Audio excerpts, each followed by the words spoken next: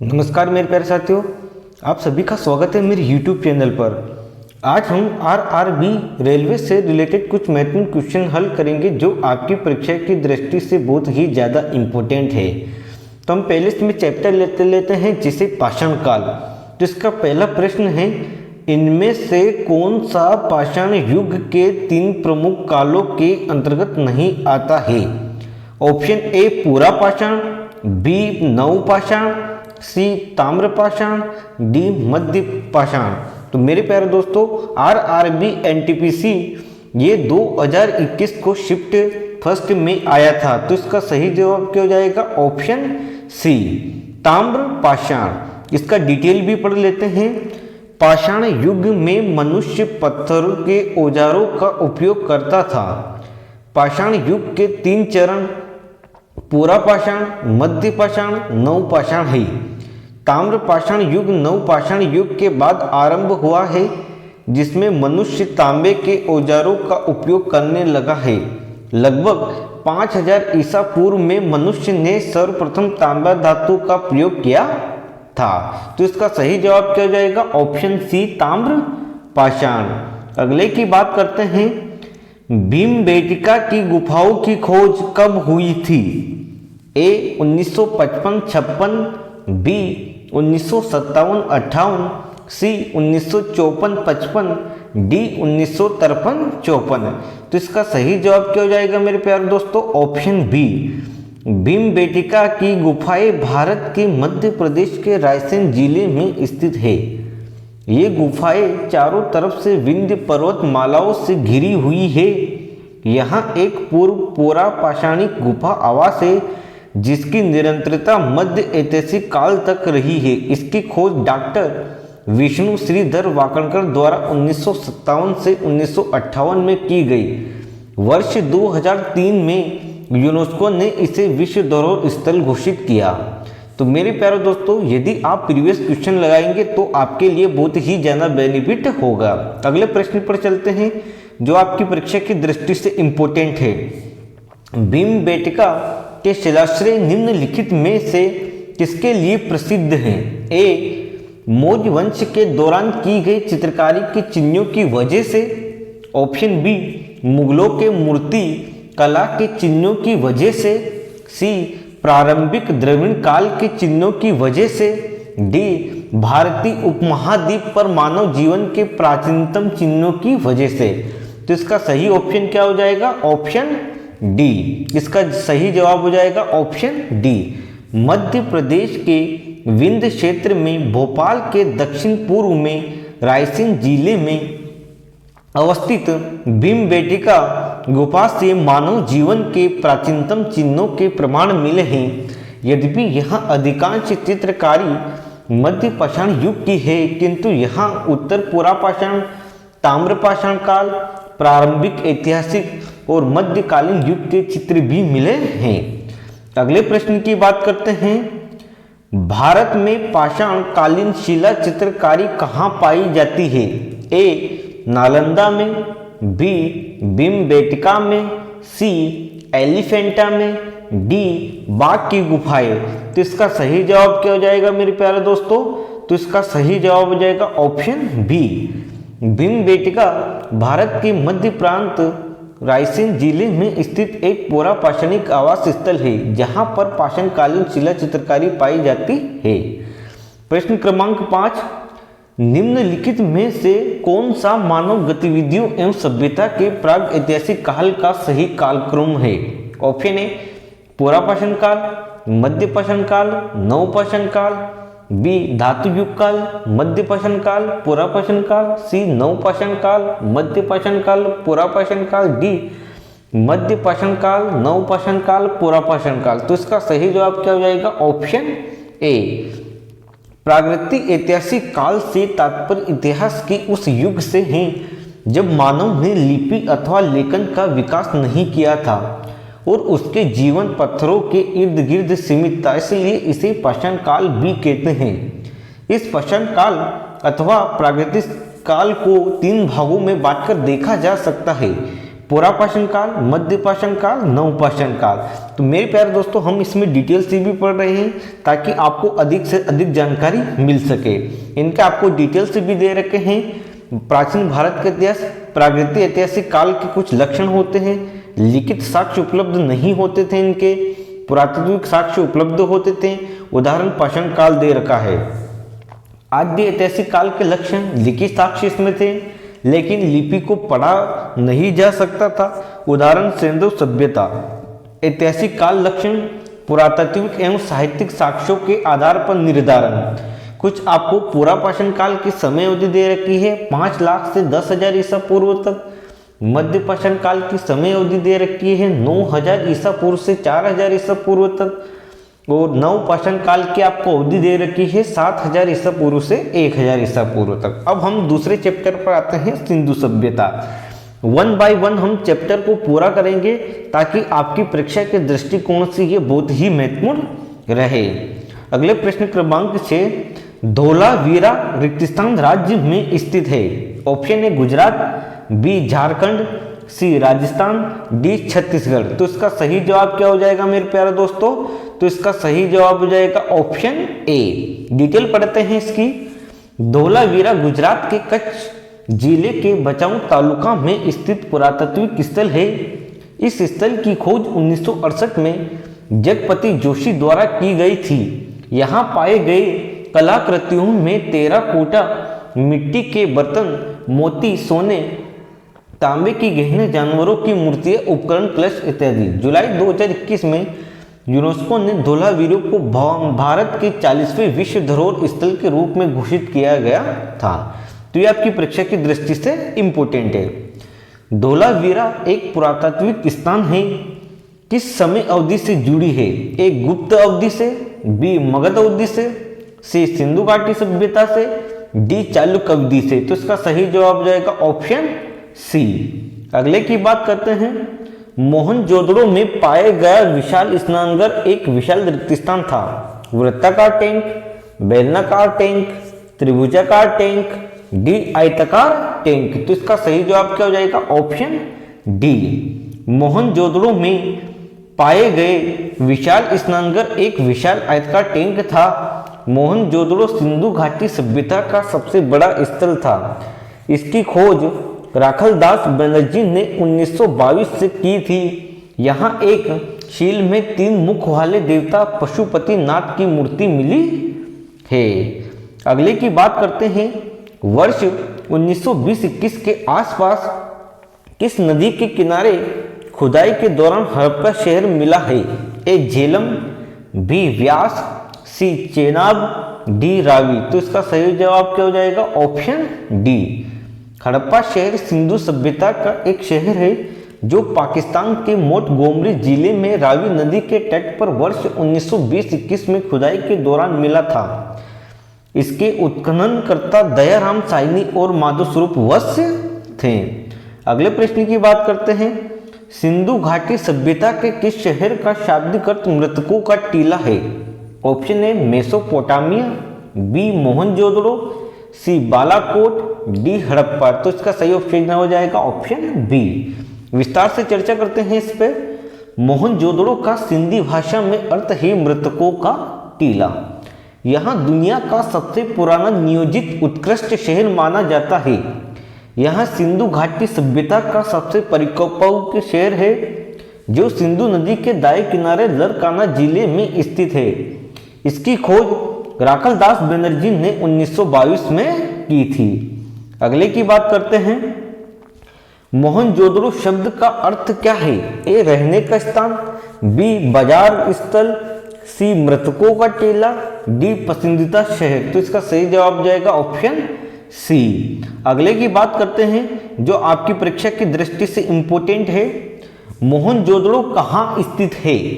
ए खैबर पख्तूनख्वा में, बी पंजाब में, सी बलूचिस्तान में, डी सिंध में। तो इसका सही जवाब जाएगा ऑप्शन सी। सॉरी, इसका ऑप्शन हो जाएगा डी। मोहनजोदड़ो का सिंधी भाषा में अर्थ मृतकों का टीला होता है। यहाँ सिंध पाकिस्तान के लरकाना जिले में सिंधु नदी के तट पर स्थित है। इसकी खोज 1922 में राखलदास बनर्जी ने की थी। यहाँ की शासन व्यवस्था राजतंत्रात्मक न होकर जनतंत्रात्मक थी। अगले प्रश्न की बात करते हैं, हड़प्पा सभ्यता का कौन सा शहर विशिष्ट रूप से मनके बनाना, सीप काटना, धातु की वस्तुएं बनाना, मुहर बनाना, तराजू का निर्माण करना आदि कार्यों सहित शिल्प उत्पादन के लिए समर्पित है? ए मोहनजोदड़ो, बी नागेश्वर, सी हड़प्पा, डी चंदुहड़ा। तो इसका सही ऑप्शन क्या हो जाएगा? Option D. मोहनजोदड़ो से 80 मील दक्षिण में स्थित चंदुहड़ो की खोज सर्वप्रथम 1931 में एम.जी. मजुमदार ने की थी। यहाँ सिंधु संस्कृति के अतिरिक्त प्राक हड़प्पा संस्कृति जिसे झुकर एवं झाकर संस्कृति कहते हैं के अवशेष मिले हैं। यहाँ के निवासी कुशल कारीगर थे। इसका प्रमाण पत्र इस बात से मिलता है कि यहाँ मनके, सीप, मोहर, मुद्रा बनाने का प्रमुख केंद्र था। यहाँ एकमात्र स्थल है जहाँ वक्रता ईंटें मिली है।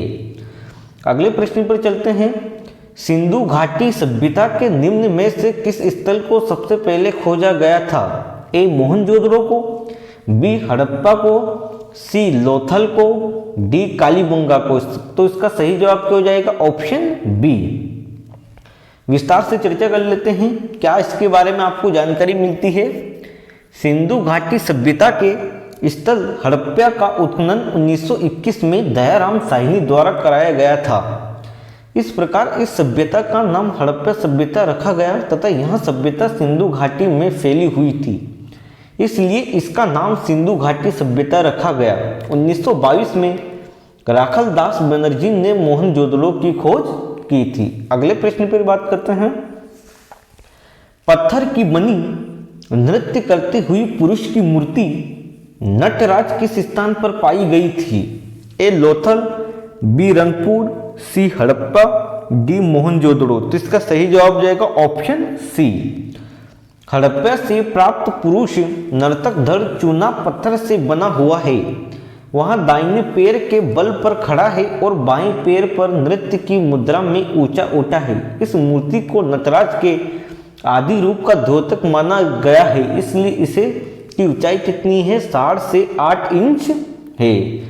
अगले प्रश्न की बात करते हैं, इनमें से कौन सा हड़प्पा स्थल गुजरात में पाया गया है? A Balathal, B Khandia, C Dholavira, D Manda. तो इसका सही जवाब क्या हो जाएगा? Option C.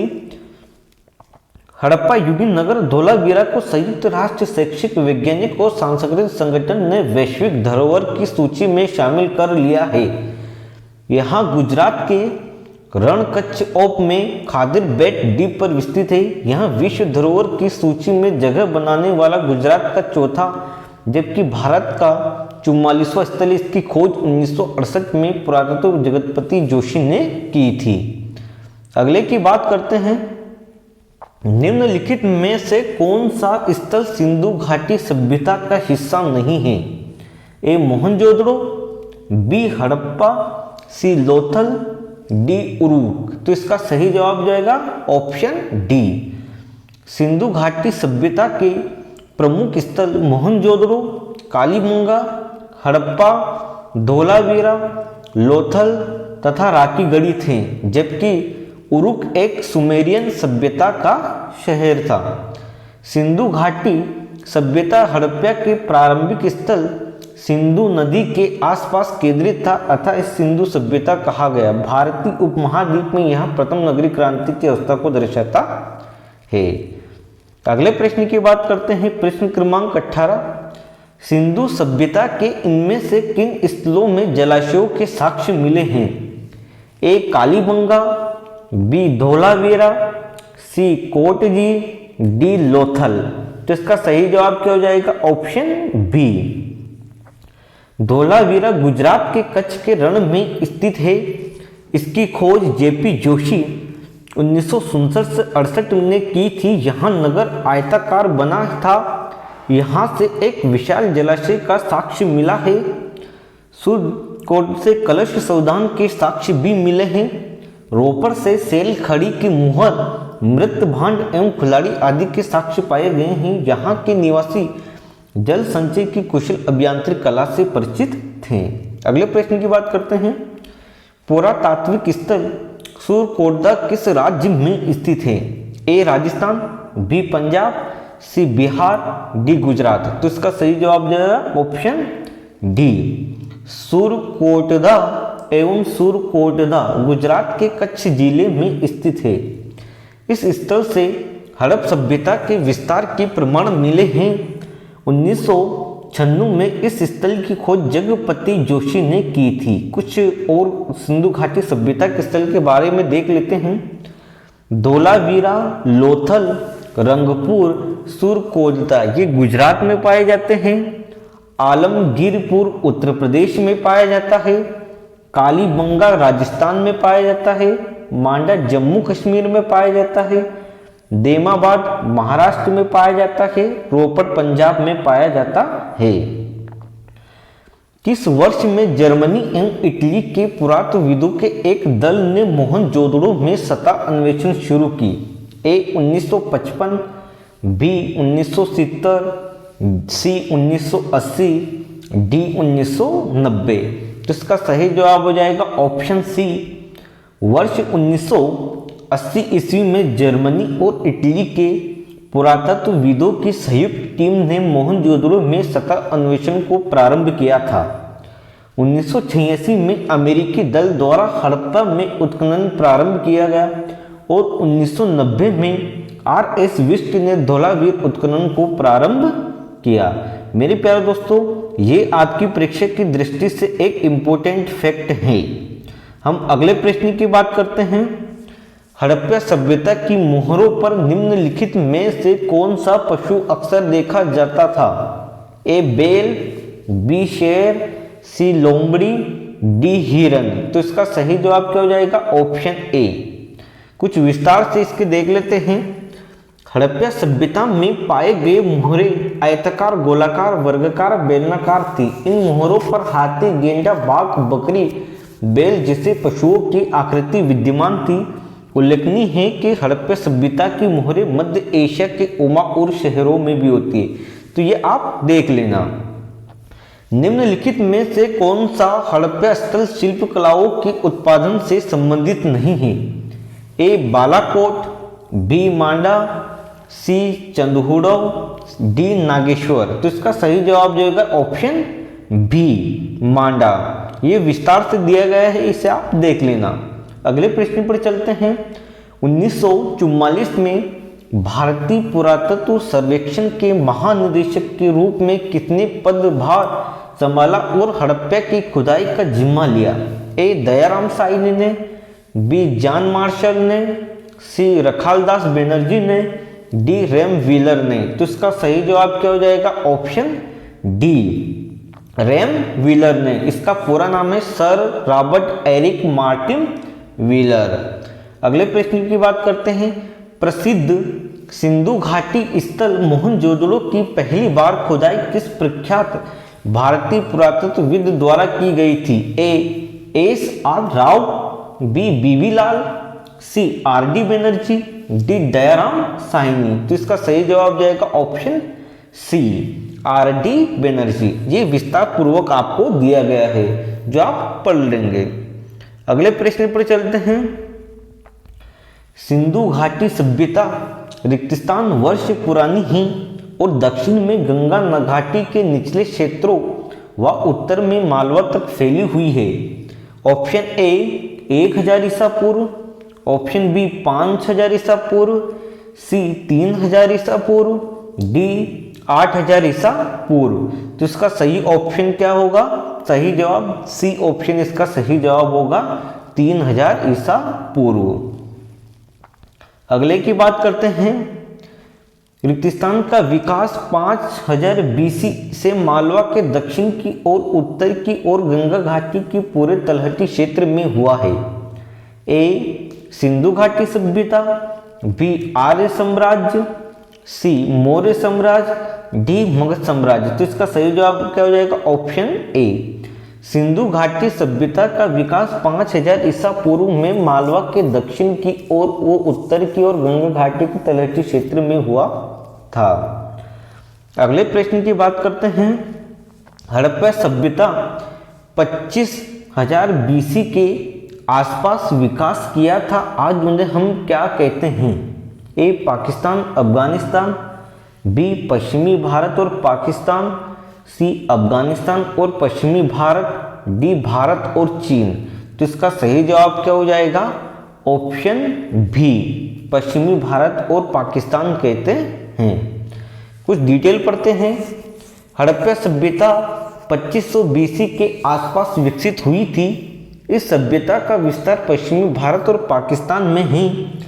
हड़प्पा रावी नदी के तट पर है, पाकिस्तान के मांडगोमरी जिले में स्थित है। इसकी खोज सन 1921 में दयाराम साहनी और माधवस्वरूप वत्स ने की थी। अगले प्रश्न पर चलते हैं। भारत का इतिहास सिंधु घाटी की सभ्यता के जन्म से शुरू होता है, जो लगभग पाकिस्तान के अस्तित्व में आई थी। ऑप्शन ए 2500 ईसा पूर्व, बी 4500 ईसा पूर्व, सी 1500 ईसा पूर्व, डी 6500 ईसा पूर्व। तो इसका सही जवाब हो जाएगा ऑप्शन ए। अगले प्रश्न की बात करते हैं, जो आपकी परीक्षा की दृष्टि से अति इंपॉर्टेंट है।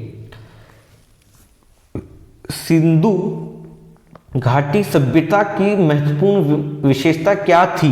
ए वस्तु विनिमय प्रणाली, बी स्थानीय परिवहन प्रणाली, सी ईंटे के बने भवन, डी प्रशासनिक प्रणाली। तो इसका सही जवाब हो जाएगा ऑप्शन सी।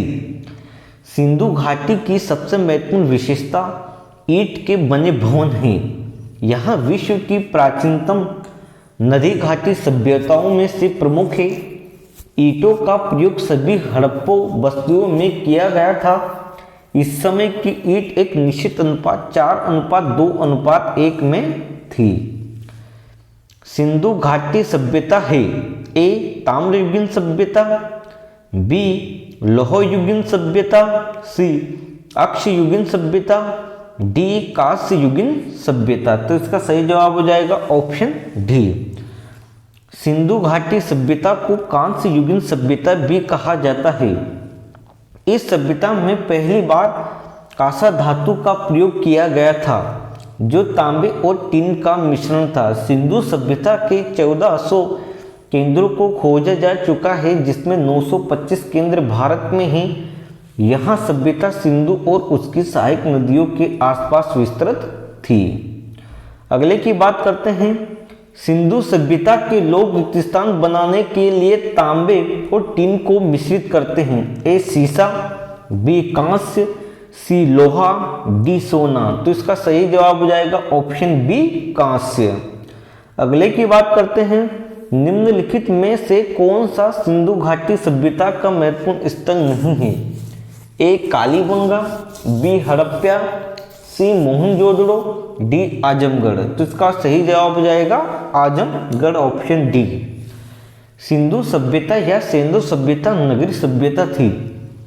सिंधु सभ्यता के प्रमुख स्थल निम्न है: मोहनजोदड़ो, हड़प्पा, चंदहोड़ो, लोथल, बनावली, धोलावीरा, राखीगढ़ी, कालीबंगन। अर्थात सिंधु सभ्यता में आजमगढ़ यूपी का कोई स्थान नहीं है। मोहनजोदड़ो नाम का अर्थ रेगिस्तान में मुर्दों का टीला है। ए फारसी, बी उर्दू, सी हिंदी, डी सिंधी। तो इसका सही जवाब हो जाएगा ऑप्शन डी। सिंधी भाषा में मोहनजोदड़ो का अर्थ मृतकों का टीला है। यहाँ दुनिया का सबसे पुराना नियोजित और उत्कृष्ट शहर माना जाता है। यहाँ सिंधु घाटी सभ्यता का सबसे परिपक्व शहर है। हड़प्पा के लोग निम्नलिखित में भगवान में से किसकी पूजा नहीं करते थे? ए शिव, बी विष्णु, सी कबूतर, डी स्वास्तिक। तो इसका सही जवाब क्या हो जाएगा? तो इसका सही जवाब देखते हैं अपन। तो इसका सही जवाब क्या हो जाएगा मेरे प्यारे दोस्तों? तो इसका सही जवाब हो जाएगा ऑप्शन बी। मोहनजोदड़ो की एक मोहर पर स्वास्तिक चिन्ह तथा एक त्रिमुखी पुरुष को सिंहासन पर योग मुद्रा में बैठे दिखाया गया है, जिसमें शिव का आदि रूप माना जाता है। इसके दाईं तरफ हाथी एवं बाघ तथा बाएं तरफ गेंडा एवं भैंस का अंकन है। हड़प्पा सभ्यता के लोग धरती को उर्वरता की देवी मानकर इसकी पूजा करते थे। पशु पक्षी जल वृक्ष सर्प अग्नि आदि की पूजा भी हड़प्पा सभ्यता में होती थी। अगले प्रश्न पर चलते हैं। सिंधु घाटी सभ्यता के लोग रेगिस्तान की पूजा करते थे। Option A Hanuman, B Kali, C Ayyappa, D Pashupati. तो इसका सही जवाब क्या हो जाएगा? Option D. कुछ इंपॉर्टेंट फैक्ट पढ़ लेते हैं। सिंधु घाटी सभ्यता एक नगरीय सभ्यता थी। सिंधु घाटी सभ्यता के लोग 3 मुख वाले देवता पशुपति की पूजा करते थे। यहाँ मूर्ति मोहनजोदड़ो से मिली है। सिंधु घाटी सभ्यता में विशाल स्नानगार मोहनजोदड़ो से प्राप्त हुआ है। सिंधु घाटी सभ्यता की भाव चित्रात्मक लिपि दाईं ओर से बाईं लिखी गई है। अगले की बात करते हैं जो परीक्षा की दृष्टि से इंपॉर्टेंट है। वेदों को इनमें से कौन सा अंग जटिल शब्दों के अर्थ एवं वाक्य के लिए प्रसिद्ध है? ए कल्प, बी छंद, सी व्याकरण, डी निरुक्त। तो इसका सही जवाब देगा ऑप्शन डी। वेदों के अंग को वेदांग कहा जाता है। वेदांगों की संख्या 6 है। शिक्षा, व्याकरण, निरुक्त, छंद, ज्योतिषी, कल्प। इनमें से वेदों का अंग निरुक्त जटिल शब्दों के अर्थ एवं व्याख्याओं के लिए प्रसिद्ध है। जो कठिन शब्द व्याकरण की पहुंच से बाहर थे उनके अर्थ जानने के लिए निरुक्त की रचना की गई है। निरुक्त की रचयिता यास्क मुनि ने निरुक्त को व्याकरण का पूरक माना था। अगले प्रश्न पर चलते हैं। भारत का राष्ट्रीय आदर्श सत्यमेव जयते अर्थात सत्य की हमेशा विजय होती है किस प्राचीन भारतीय शास्त्र से उद्गत एक मंत्र है? ए ऋग्वेद, बी मुंडकोपनिषद, सी भगवद गीता, डी मत्स्य पुराण। तो इसका सही जवाब क्या हो जाएगा? Option B. भारत का राष्ट्रीय आदर्श सत्यमेव जयते मुंडकोपनिषद से लिया गया है। सम्राट अशोक द्वारा बनाए गए स्तंभ सारनाथ में स्थित है। अगले की बात करते हैं जो आपकी परीक्षा की दृष्टि से इंपॉर्टेंट है। सबसे पुराना वेद कौन सा है? ए सामवेद, बी यजुर्वेद, सी अथर्ववेद, डी ऋग्वेद। तो इसका सही जवाब क्या हो जाएगा? Option D Rigveda. डिटेल से पढ़ते हैं। ऋचाओं के क्रमबद्ध ज्ञान के संग्रह को ऋग्वेद कहते हैं। ऋग्वेद सबसे पुराना वेद है। इसमें 10 मंडल, 1028 सूक्तियाँ एवं 10,462 रचनाएं ऋचाएँ हैं। हालांकि मंत्रों और ऋचाओं की संख्या के बारे में विद्वानों में मतभेद है। इस वेद की ऋचाओं को पढ़ने वाले पुरोहित को होत्र कहते हैं। विश्वामित्र द्वारा रचित ऋग्वेद के 3 मंडल में सूर्य देवता सावित्री को समर्पित प्रसिद्ध गायत्री मंत्र है। इसके 9वें मंडल में देवता सोमकौल्य के। ऋग्वेद में ऐसे रिक्तस्थान मंत्र है जिनमें अप्रमाणिक वल्क भजन शामिल होते हैं। ऑप्शन बी इसका सही जवाब है 1028। ऋग्वेद में मंत्र है। ऑप्शन है 1014, बी 1028, सी 1035, डी 1020। तो इसका सही जवाब हो जाएगा ऑप्शन बी इसका सही जवाब है। धनुर्वेद यजुर्वेद का उपवेद है। इस संबंध में निम्न में किससे हैं? ए चिकित्सा से, बी वास्तुकला से, सी कला एवं संगीत से, डी युद्ध कौशल से। तो युद्ध कौशल से संबंधित है। धनुर्वेद यजुर्वेद का एक उपवेद है। इसके अंतर्गत धनुर्वेद सैन्य विज्ञान आता है। धनुर्वेद वहाँ शास्त्र है जिसमें धनुष चलाने की विद्या का निरूपण किया है। मधुसूदन सरस्वती ने अपने प्रस्थान वेद नामक ग्रंथ में धनुर्वेद को यजुर्वेद का उपवेद कहा गया। निम्न में से किस वेद में संगीत से संबंधित ज्ञान संग्रहित है? ए ऋग्वेद, बी अथर्ववेद, सी सामवेद, डी यजुर्वेद। तो इसका सही जवाब क्या हो जाएगा? ऑप्शन सी। सामवेद संगीत से संबंधित वेद है। साम का अर्थ है गान से। सामवेद में संकलित मंत्रों को देवी देवताओं को स्तुति के लिए समय गाना गाया जाता था। सामवेद में कुल 18,075 ऋचाएँ हैं, इनमें से 75 ही सामवेद की हैं, शेष ऋग्वेद से ग्रहण किए गए हैं। वेदों को इंडो आर्यन सभ्यता का सर्वप्रथम साहित्य नामक ऋग्वेद, सामवेद, यजुर्वेद और रिक्तस्थान है, तो इसका सही जवाब क्या हो जाएगा? Option A. वेदों को इंडो आर्यन सभ्यता का सर्वप्रथम साहित्यिक अभिलेख माना जाता है, जिसका संकलन महर्षि कृष्ण देवराय ने वेदव्यास ने की थी। वेद का अर्थ ज्ञान है, इनमें से आर्यों के आगमन और बसने की जानकारी मिलती है। वेद 4 है, ऋग्वेद, यजुर्वेद, सामवेद, अथर्ववेद। इन चारों वेदों को संहिता कहा जाता है। मुंडक उपनिषद किससे संबंधित है? ए सामवेद, बी अथर्ववेद, सी यजुर्वेद, डी ऋग्वेद। तो इसका सही जवाब क्या हो जाएगा? Option B.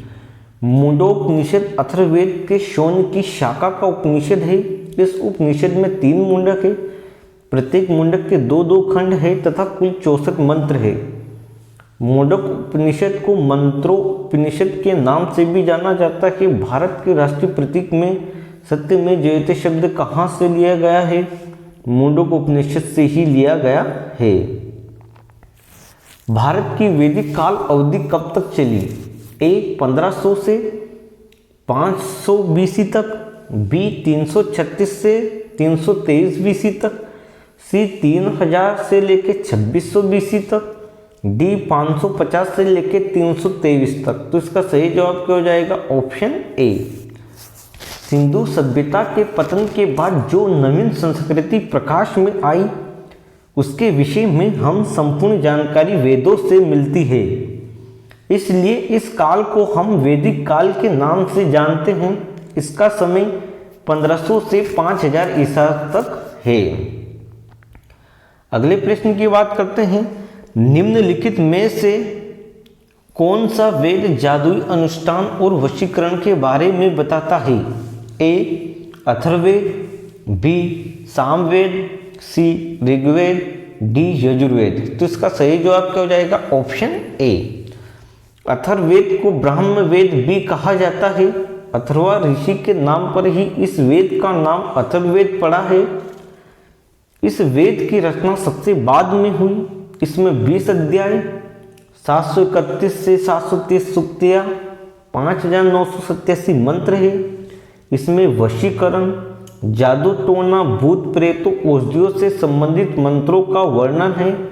काशी का प्राचीनतम उल्लेख अथर्ववेद में ही मिलता है। प्रश्न क्रमांक 47। यजुर्वेद में यजुर का अर्थ क्या है? ए जीवन, बी प्रकृति, सी बलिदान, डी सत्य। तो इसका सही जवाब क्या हो जाएगा? ऑप्शन सी। यजुर्वेद में यजुर का अर्थ है बलिदान।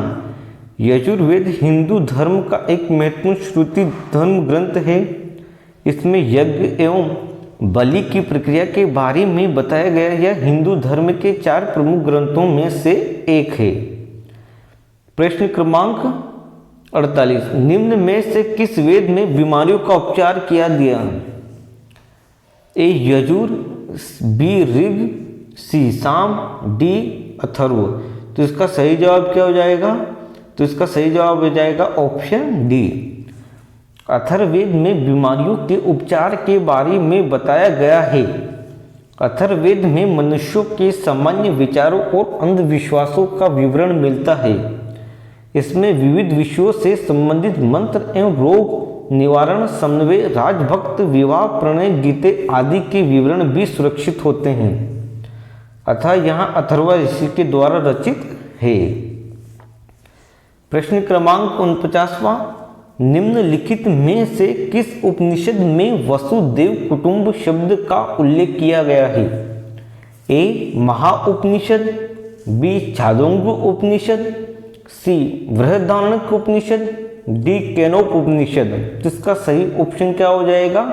ए महाउपनिषद में वसुदेव कुटुंब शब्द का उल्लेख किया गया है। इसका अर्थ होता है धरती ही मेरा परिवार है। रिक्तस्थान उपनिषदों में से रिक्तस्थान उपनिषद संख्या मुक्त माने जाते हैं?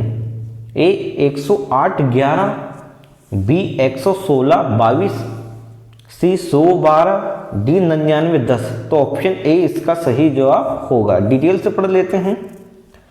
उपनिषद ने ही समस्त भारतीय दर्शन के मूल स्रोत हैं। इन्हें वेदांत भी कहा जाता है। सत्य में जयते भारत का राष्ट्रीय आदर्श वाक्य है, जो मुंडकोपनिषद से लिया गया है।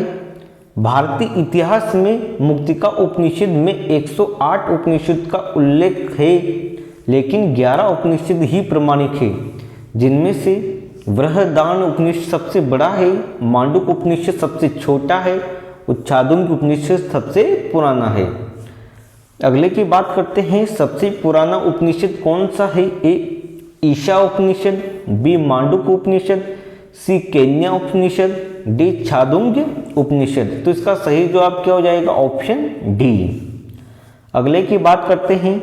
प्रारंभिक भारतीय दार्शनिक के अनुसार प्रत्येक वस्तु रिक्तस्थान के मूल तत्वों से बनी है। Option A 2, option B 4, option C 3, option D 5। तो इसका सही जवाब हो जाएगा ऑप्शन डी। पंचभूत भारतीय दर्शन में सभी पदार्थों के मूल माने गए हैं। आकाश, वायु, अग्नि, जल, पृथ्वी, ये 5 महाभूत माने गए हैं, जिनमें से सृष्टि को प्रत्येक पदार्थ बना है। इनमें बने पदार्थ जड़ें होती हैं। सजीव बनने के लिए इनको आत्मा चाहिए। आत्मा को वैदिक साहित्य में पुरुष कहा जाता है। सांख्य दर्शन में प्रकृति इन्हीं पंचभूतों से मिलकर बनी है। अगले प्रश्न पर चलते हैं। कठोपनिषद में नचिकेता नामक एक किशोर और देवता के बीच हुई बातचीत दर्ज है। निम्नलिखित में से कौन देवता नचिकेता से बात कर रहा है? ए भगवान यम, बी भगवान शिव, सी भगवान इंद्र, डी भगवान कार्तिक। तो इसका सही जवाब क्या हो जाएगा? Option A. कठोपनिषद में नचिकेता एवं देवता यम के मध्य हुई बातचीत दर्ज की गई है। यहाँ कृष्ण यजुर्वेद शाखा का उपनिषद है। इस उपनिषद के रचयिता कट नामक आचार्य है। अगले की बात करते हैं। महाजनपद काल, जो परीक्षक की दृष्टि से ये सभी आपके लिए बहुत ही महत्वपूर्ण हैं। इन्हें बड़े ध्यान से पढ़िए और आपकी एकाग्रता को बनाए रखिए। आप कहीं मत जाइए, ये आपकी परीक्षा की दृष्टि से बहुत ही ज़्यादा इम्पोर्टेंट है। इन्हें पढ़ने से आपके एक तो रिवीजन हो जाएगा और आपको मोटा मोटा अंदाजा हो जाएगा कि आपको इसमें किस प्रकार से पढ़ना है, किस प्रकार से आपको रेलवे की जो एग्ज़ाम होती हैं किस प्रकार से क्वेश्चन आते हैं। यदि मेरे प्यारे दोस्त इस प्रकार से आप स्टडी करेंगे तो मैं निश्चित तौर पर कह सकता हूं कि आप इसमें सफल होने के आपके ज़्यादा चांस है। तो आइए फिर से हम अपनी उसी क्वेश्चन लाइन पर आ जाते हैं। क्वेश्चन क्रमांक 54। निम्नलिखित विकल्पों में से गलत जोड़ी का चयन करें। ए चंद्रगुप्त मौर्य, बी बिंबिसार गुप्त, सी राजराजा चोल, डी कनिष्क कुषाण। तो इसका सही जवाब क्या हो जाएगा? Option B. बिंबिसार ने 544 ईसा पूर्व में मगध पर हर्यक वंश की स्थापना की। इसके पूर्व यहाँ वृद्धत्र का शासन था। बिंबिसार ने गिरिव्रज को अपनी राजधानी बनाई। इसने वैवाहिक संबंधों के द्वारा अपनी स्थिति मजबूत की। बिंबिसार ने लिच्छवी शासक चेतक की पुत्री चेलना, कौशल राज प्रसेनजीत की बहन महाकौशला, मद्र देश की कन्या क्षेमा से विवाह किया। काशी महाकौशला देवी के साथ दहेज में मिला था। बिंबिसार राजस्थान का शासक है। ए मगध, बी मथुरा, सी गांधार, डी तक्षशिला। तो इसका सही जवाब जाएगा ऑप्शन ए। बिंबिसार मगध का शासक था। निम्नलिखित में से कौन सी मगध साम्राज्य की राजधानी थी? ए वैशाली, बी राजगीर, सी उज्जैन, डी कौशाम्बी। तो इसका सही जवाब हो जाएगा ऑप्शन बी। मगध प्राचीन काल के 16 महाजनपदों में से एक था। यहाँ बौद्ध काल में उत्तर भारत का सबसे शक्तिशाली जनपद था। इसकी प्राचीन राजधानी राजगृह या गिरिवृष थी। कालांतर में मगध की राजधानी पाटलिपुत्र स्थानांतरित हुई है। हालांकि शिशुनाग के शासनकाल में राजगिरी के अतिरिक्त वैशाली नगर को भी दूसरी राजधानी बनाया गया था, जो बाद में उसकी प्रधान राजधानी बन गई। अगले प्रश्न की बात करते हैं। आर्य संस्कृति के सर्वोच्च काल में गंगा घाटी के जनपद जो संख्या में रिक्तस्थान थे महाजनपद बन गए। ऑप्शन है 16, बी 14, सी 15, डी 18। तो इसका सही जवाब हो जाएगा ऑप्शन ए। डिटेल से पढ़ते हैं कि महाजनपद के बारे में कौन कौन से किस तरह के फैक्ट हमें दे रखे हैं। 6ठी शताब्दी ईसा पूर्व में 16 महाजनपदों का उदय हुआ है। ये 16 महाजनपद पूर्व में आर्य संस्कृति के सर्वोच्च काल में गंगा घाटी के 16 जनपद थे। इनमें 16 महाजनपदों का उल्लेख बौद्ध ग्रंथ अगुंतर निकाय तथा जैन ग्रंथ भगवती सूत्र से मिलता है। इन 16 महाजनपदों में मगध, गिरिवृष, वत्स, कौशांबी, कौशल, श्रावस्ती एवं अवंती, उज्जैन सर्वाधिक प्रसिद्ध थे। प्राचीन भारत में राज्य एवं प्रशासनिक इकाइयों को महाजनपद कहा जाता था। अगले प्रश्न की बात करते हैं। प्राचीन काल में अवध को किस नाम से जाना जाता है? ए कौशल, बी कपिलवस्तु, सी कौशांबी, डी काशी। तो इसका सही जवाब क्या हो जाएगा? तो इसका सही जवाब हो जाएगा मेरे प्यारे दोस्तों ऑप्शन ए। 6ठी शताब्दी ईसा पूर्व में भारतवर्ष 16 महाजनपदों में विभाजित था। प्राचीन काल में अवध को कौशल के नाम से जाना जाता था। वर्तमान में यह फैजाबाद उत्तर प्रदेश में स्थित है। अब हम जैन धर्म के बारे में पढ़ेंगे। मेरे प्यारे दोस्तों, जैन धर्म में से एक क्वेश्चन डेफिनेटली आपके एग्जाम में आपको देखने को मिलता है, तो ये हमें डिटेल से पढ़ना है, बारीक से पढ़ना है। किस तरीके से क्वेश्चन आ सकते हैं उस क्वेश्चन को ऑब्जर्व करना है और उसका सही जवाब देना है। 6ठी शताब्दी ईसा पूर्व के प्रारंभ में भगवान महावीर का जन्म निम्नलिखित में किस स्थल पर हुआ है? ए मगध, बी पाटलिपुत्र, सी वैशाली, डी सारनाथ। तो इसका सही जवाब क्या हो जाएगा? ऑप्शन सी महावीर स्वामी जैन धर्म के 24वें एवं अंतिम तीर्थकर थे। उनका जन्म 544 ईसा पूर्व में कुंडग्राम वैशाली में हुआ था। इनके पिता सिद्धार्थ ज्ञात्र कुल के प्रधान थे और माता त्रिशूला लिच्छवी राजा चेतक की बहन थी। विदित है कि जैन धर्म के संस्थापक एवं तीर्थकर ऋषभदेव थे। भगवान महावीर का मूल नाम क्या है? ए आनंद, बी सिद्धार्थ, सी सारभूत, डी वर्धमान। तो इसका सही ऑप्शन हो जाएगा ऑप्शन डी। भगवान महावीर का मूल नाम वर्धमान था। महावीर का जन्म प्राचीन वजी गणतंत्र की राजधानी वैशाली के निकट कुंडग्राम के ज्ञात्र कुल के प्रधान सिद्धार्थ के यहाँ 540 ईसा पूर्व में हुआ था। इनकी माता का नाम त्रिशूला था जो लिच्छवी राजकुमारी थी। इनकी पत्नी का नाम यशोदा था।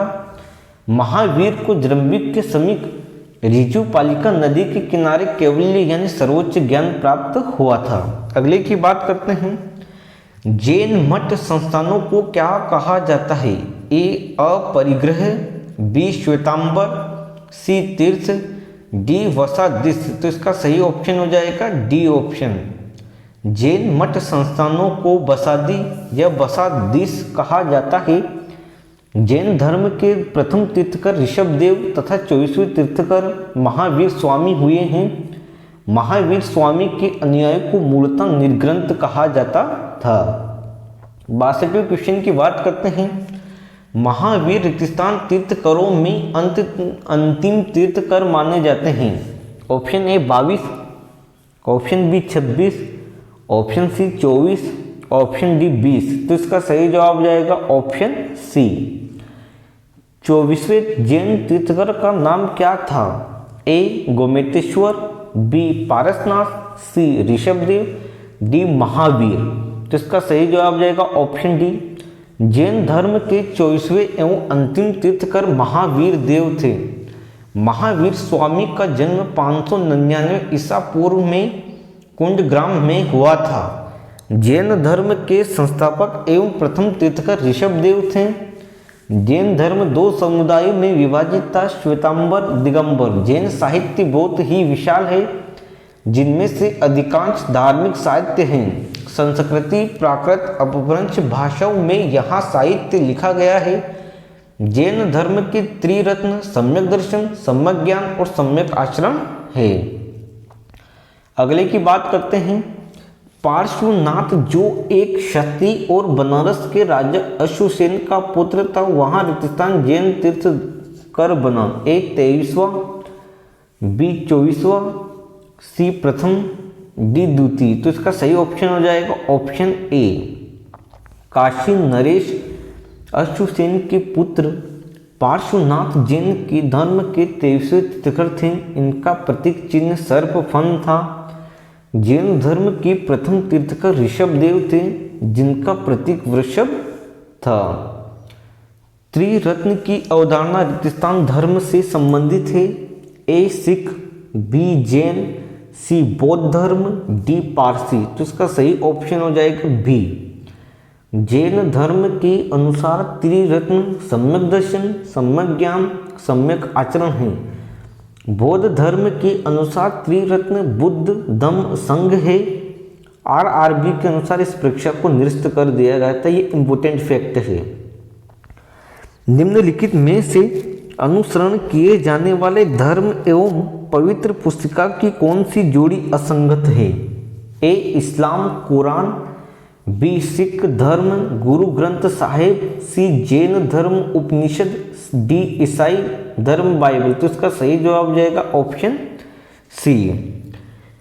जैन साहित्य का प्राचीनतम भाग आगम कहलाता है। जैन रचनाकारों ने पुराण, काव्य, चरित्र काव्य, कथा काव्य, रास काव्य आदि ग्रंथों की रचना की है। उपनिषद हिंदू धर्म के महत्वपूर्ण श्रुति धर्म ग्रंथ है। ये वैदिक वांग्मय के अभिन्न अंग है। इनमें परमेश्वर, परमात्मा, ब्रह्मा और आत्मा के स्वभाव और संबंध का बहुत ही दार्शनिक और ज्ञान पूर्वक वर्णन किया गया है। शब्द श्वेतांबर से जुड़ा है। ए सिख धर्म, बी जैन धर्म, सी बौद्ध धर्म, डी यहूदी धर्म। तो इसका सही जवाब क्या जाएगा ऑप्शन बी। श्वेतांबर शब्द जैन धर्म से जुड़ा है। चंद्रगुप्त मौर्य के शासनकाल में जैन धर्म दो संप्रदाय श्वेतांबर एवं दिगंबर में बट गया था। श्वेतांबर संप्रदाय के अनुयायी सफेद वस्त्र धारण करते थे, जबकि दिगंबर संप्रदाय के अनुयायी नग्न रहते थे। अगले की बात करते हैं। सुत्त पिटक के संदर्भ में निम्नलिखित में से कौन सा कथन सही है? यहाँ बुद्ध का जीवन चरित्र है। बी यहाँ मगध के शासक और बुद्ध के बीच की बातचीत से संबंधित है। यहाँ श्रीलंका में लिखा गया बौद्ध ग्रंथ है। यहाँ उन लोगों के लिए बनाए गए नियम और विनियमों के बारे में है जिन्होंने बौद्ध मठ व्यवस्था को अंगीकार किया था। तो इसका सही ऑप्शन हो जाएगा ऑप्शन बी। विनय पिटक, सुत्त पिटक, अभिधम्म पिटक बौद्ध धर्म के त्रिपिटक कहलाते हैं। इन तीनों पिटकों की भाषा पाली है। सुत्त पिटक में बुद्ध के धार्मिक सिद्धांतों को संवाद के रूप में संकलित किया गया है। विनय पिटक में संघ के भिक्षु एवं भिक्षुणी के लिए किया गया नियमों का संग्रह किया गया है। अभिधम्म पिटक का संबंध बौद्ध धर्म के दर्शन से है। हीनयान और महायान किस धर्म के ग्रंथ से संबंधित है? ऑप्शन ए हिंदू धर्म, ऑप्शन बी जैन धर्म, ऑप्शन सी बौद्ध धर्म, डी सिख धर्म। तो इसका सही ऑप्शन हो जाएगा ऑप्शन सी। हीनयान और महायान बौद्ध धर्म की शाखाएं हैं। चतुर्थ बौद्ध संगति के बाद बौद्ध धर्म दो भागों हीनयान और महायान में विभाजित हो गया। बौद्ध धर्म की संप्रदाय का आदर्श बोधिसत्व बोधि दूसरे के कल्याण को प्राथमिकता देते हुए अपने निर्वाण में विलंब करते हैं। हीनयान का आदर्श अर्हत पद को प्राप्त करना है जो व्यक्ति अपने साधना से प्रवीण को प्राप्त करता है। इम्पोर्टेंट फैक्ट हैं जो मैं परीक्षा की दृष्टि से, निम्नलिखित में से किस स्थान पर गौतम बुद्ध ने आत्मज्ञान प्राप्त किया था? तो इसका सही ऑप्शन हो जाएगा सी। अगले की बात करते हैं, सिंह चतुर्मुख स्तंभ कहाँ स्थित है? ऑप्शन ए सारनाथ में, बी धौली में, सी नागार्जुन हिल्स में, डी बराबर हिल्स में। तो इसका सही ऑप्शन क्या हो जाएगा? Option A. महात्मा बुद्ध ने ज्ञान प्राप्ति के बाद अपना पहला उपदेश सारनाथ में ही दिया था, जिसे धर्म चक्र प्रवर्तन कहा गया। जैन ग्रंथों में सारनाथ को सिंहपुर कहा गया। सारनाथ में अशोक का सिंह चतुर्भुज स्तंभ, बुद्ध का स्तंभ, धम्मलेख स्तंभ, चौखंडी स्तंभ, सारनाथ का वस्तु संग्रहालय, मूलकुंद आदि सभी दर्शनीय स्थल है। विनय और सुत्त पिटक इनमें से किस शिक्षाओं के संकलन में है? ए गौतम बुद्ध, बी ऋषभदेव, सी महावीर जैन, डी गुरु गोविंद सिंह। तो इसका सही जवाब हो जाएगा ऑप्शन ए। त्रिपिटक बौद्ध ग्रंथों में सर्वाधिक महत्वपूर्ण है। बुद्ध की मृत्यु के बाद उनकी शिक्षाओं को संकलित कर 3 भागों में बांटा गया है। इन्हीं को त्रिपिटक कहते हैं। ये विनय पिटक नियम आचार की शिक्षाएं, सुत्त पिटक धार्मिक सिद्धांत और अभिधम्म पिटक दार्शनिक सिद्धांत के रूप में मिलते हैं। इन सभी को पाली भाषा में लिखा गया है।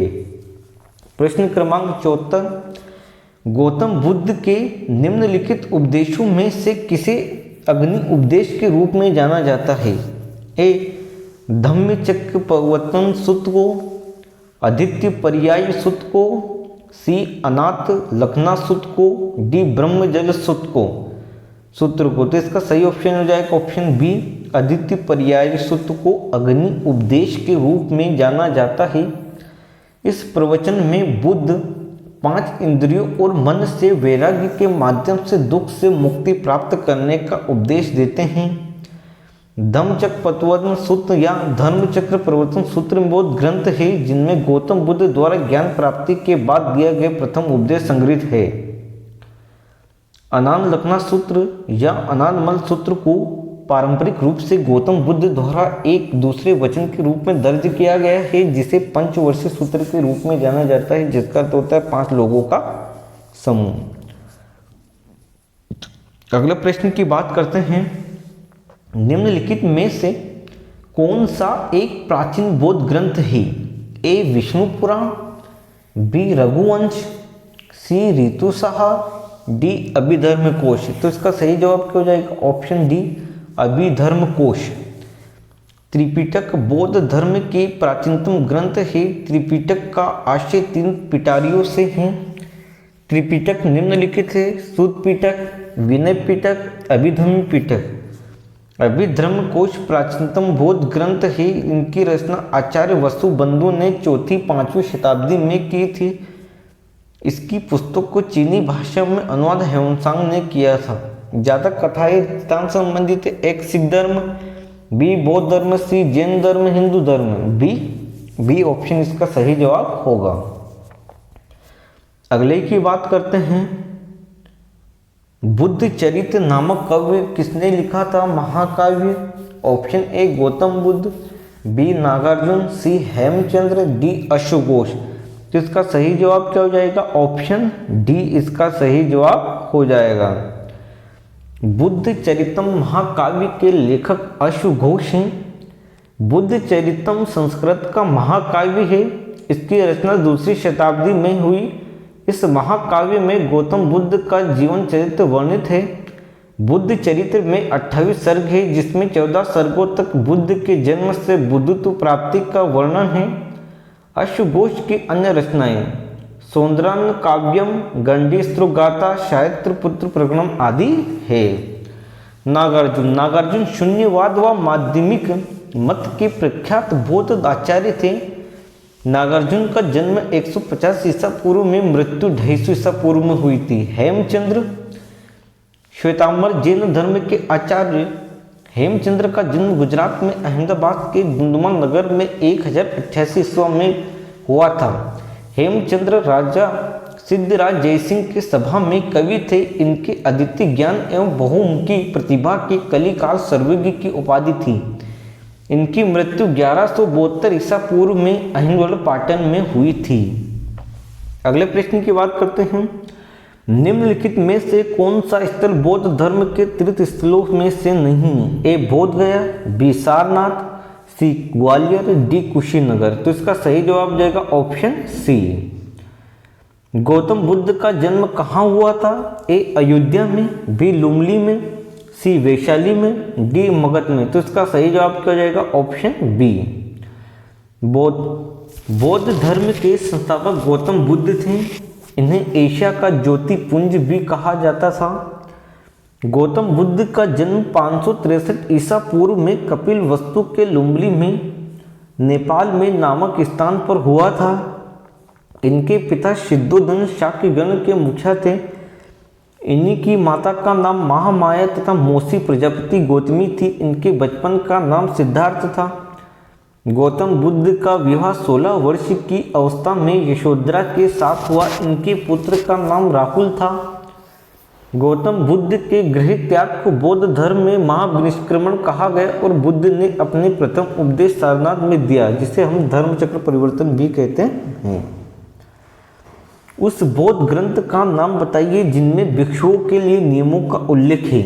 Option A Tripitaka, B Vinaya Pitaka, C Abhidhamma Pitaka, D Sutta Pitaka. तो इसका सही जवाब क्या हो जाएगा? Option B. बौद्ध धर्म के बारे में हम विशद ज्ञान त्रिपिटक, विनय पिटक, सुत्त पिटक, अभिधम्य पिटक से प्राप्त होता है। सुत्त पिटक में बुद्ध के धार्मिक विचारों एवं उपदेशों को संवाद के रूप में संकलित किया गया है। विनय पिटक में संघ के भिक्षुओं के लिए बनाए गए अनुशासन संबंधी नियमों का संग्रह है। ये आप पढ़ लीजिए। स्तूप क्यों बनाए गए थे?